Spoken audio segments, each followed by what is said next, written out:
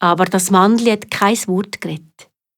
Es hat die 3 zu einem grossen Tisch geführt. Auf dem sind die feinsten Köstlichkeiten gestanden.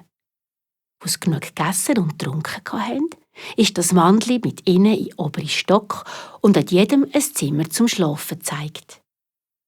Müde von dieser langen Reise sind die 3 Brüder gleich eingeschlafen.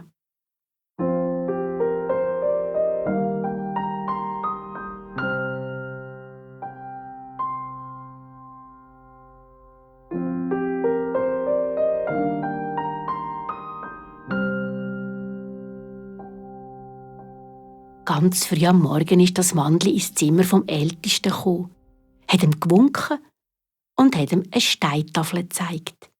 Dort drauf sind 3 Aufgaben gestanden. Der Älteste hat gelesen: Wem es gelingt, folgende 3 Aufgaben zu bestehen, kann das verwunschene Schloss erlösen. Was sind denn das für Aufgaben gewesen? Erstens. Im Wald sind unter dem Moos 1000 Perlen von der Prinzessin gelegen. Die muss man alle finden und auflesen. Und wenn die Sonne untergeht, muss man alle 1000 beieinander haben.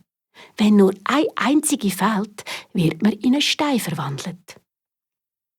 Noch bevor der Älteste die 2. und 3. Aufgabe gelesen hat, ist er auf und davon. Ab in den Wald. Er hat gedacht, wenn es mir gelingt, die Perle zu finden, dann bin ich auf dem besten Weg, das Schloss zu erlösen.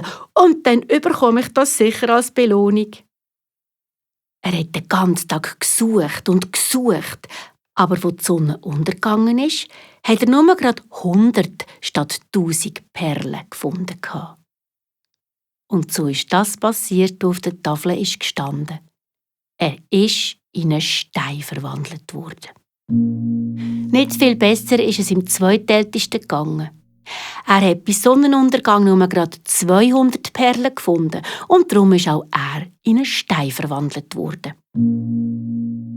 Am 3. Tag war der Dummling an der Reihe. Er ist im Wald, ins Moos, hat gesucht und gesucht, aber es war so schwierig, all die 1000 Perlen zu finden, dass er gegen Abend erschöpft bei einem Baum zu ist absitzen. Und er war so traurig, dass er sogar vorbeigegangen. Plötzlich sind etwa 5000 Ameisen zusammen mit der Ameisenkönigin den Herzkrabbeln gekommen.